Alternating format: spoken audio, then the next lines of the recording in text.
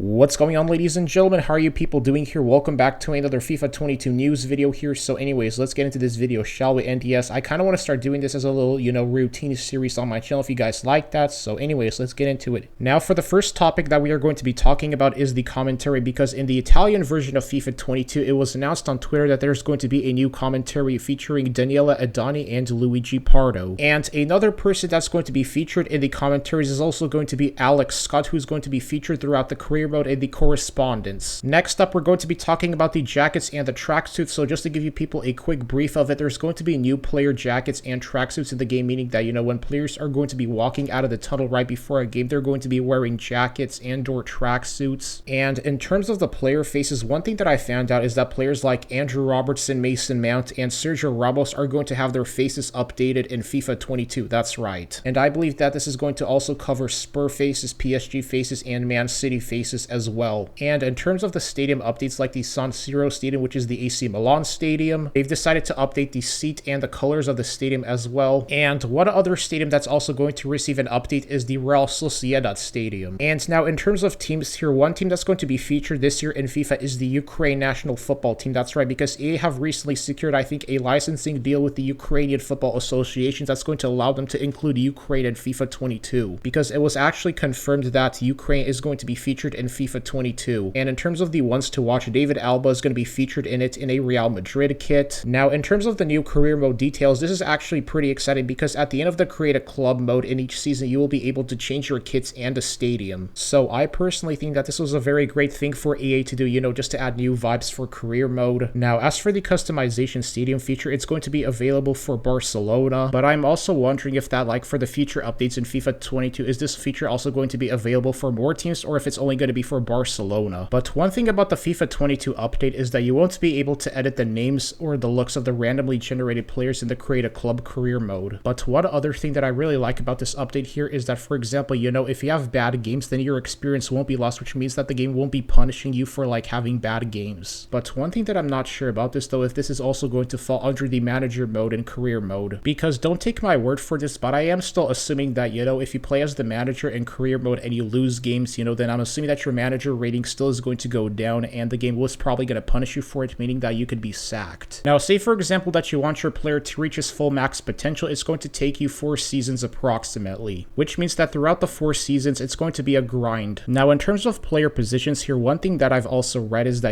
players can request to the manager in career mode to change their positions, but I personally think that that feature is going to have more cons to it than pros, because, say for example that a player does do that, then the manager rating is going to go down, and then the player is going to have to once again fight for that position that they requested the change to. So I am not 100% sure if it's worth sacrificing the manager rating just for a player to change his position. Now, in terms of created stadiums, it says here that creative stadiums will not be saved, so that each new save is going to require you to customize a new stadium. So every time you start a new save in create a club mode, then you're going to have to create a new stadium and use it for that specific thing that you saved it. You won't be able to use it for other saved games. Now, in terms of reveal cinematics here, it says here that we've added a new reveal cinematic when you get a new managerial job, and we've also updated transfer announcement news to take place at the stadium and not just the press room. Now, in terms of dynamic Tpos here, this is actually a pretty cool feature that EA have added to FIFA 22. If a player remains at one club for an extended period of time, then for example, for every important game that's going to be featured in career mode, then they're going to be displayed as a Tifo by fans. So I am assuming that's going to be for every Champions League game, or every Champions League final game, or every important domestic competition game. And last but not least, EA have also revealed that they will be working on a new career mode feature, but they have not disclosed to the public of what it exactly is here, so we're gonna have to wait here. So anyways, ladies and gents, that's the video here. Hope you enjoyed this. Like, comment, subscribe, and stay tuned for more FIFA 22 news videos.